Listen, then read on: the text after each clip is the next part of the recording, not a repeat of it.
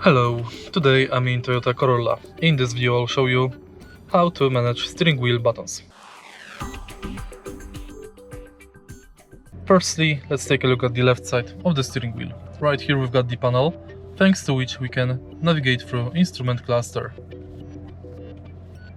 Thanks to this button you can answer and end the calls. Thanks to this button you can change radio volume, and this button activates voice assistant. Of course, if you press right here, you will use horn.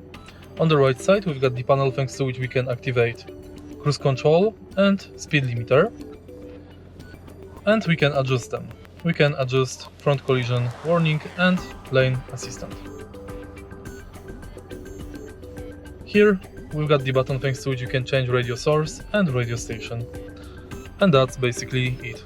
If you find this video helpful, please leave a like, comment and subscribe.